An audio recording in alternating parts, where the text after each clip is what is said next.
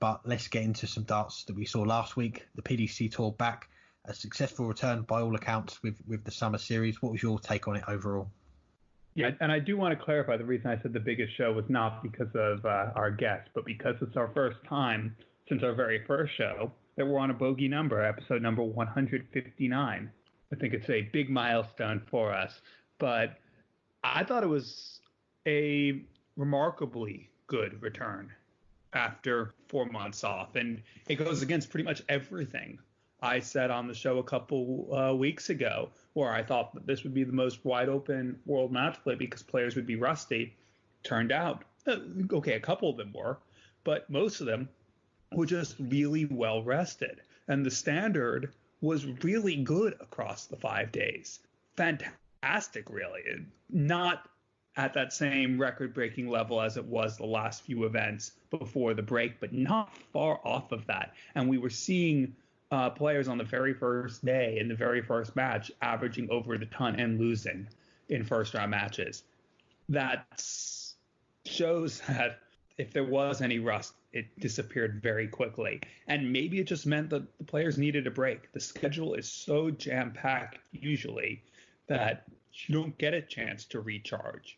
You have a good weekend, well, you have to go and defend your momentum the following week. You have a bad weekend, you have to hit the ground running again the following weekend or midweek sometimes. 4 months off, okay, there was the online tournament, but basically 4 months off. The players looked refreshed and rejuvenated and ready to go out.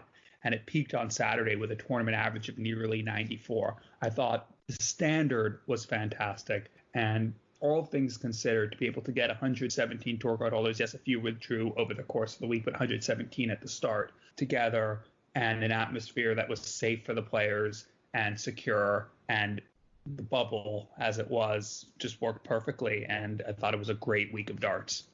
Yeah, and I'm in full agreement here, and I'll touch on what you finished your answer with there, and that was, of course, that we did see 117 of the 128 tour card holders enter the event. They did all start the event. A few of them, as you say, pulled out during the weekend for non-COVID related reasons, we've got to say. But, you know, it was sad that 11 of them couldn't make the trip. But the big thing really was all the players that had entered the event turned up on the Tuesday at the Marshall Arena, Milton Keynes, to go into the bubble. They all got tested for the coronavirus, and all of them, including all like the staff, I think there was over 200 tests they did overall, all came back negative. And right from the get-go, that is a success in itself. I think that they've gone through all of that, players coming over from all around the world, and they've all tested negative, which is brilliant. But as you say, the standard of play, wow, there was some great stuff over the weekend.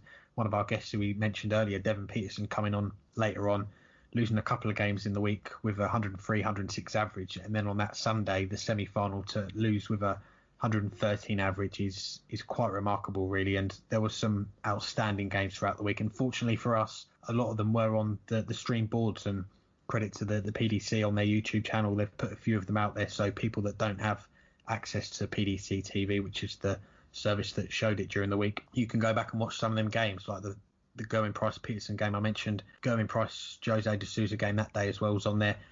Martin Kleermacher and Luke Humphreys, an unbelievable game that was, and Chris Dobie, Michael Van Gerwen, just a few games that I can remember straight away. Just some really good games. And okay, the standard across every single game, it wasn't quite that high, but when you're seeing players come back after 3 or 4 months off, losing with 95 plus, 100 plus averages, it is a very good sign, isn't it? And as we mentioned, the home tour that the PDC put on during the break, there were players that unfortunately they couldn't play in it. And if they've gone 4 months without playing PDC darts, and even the players that were able to play in the home tour and maybe had a bad day, lost in the first phase and didn't get a chance, didn't get a second bite of the cherry when they started picking the players again, only 1 day of PDC darts over that 4 months. Yeah, like you, very impressed with the overall standard that we got to see last week.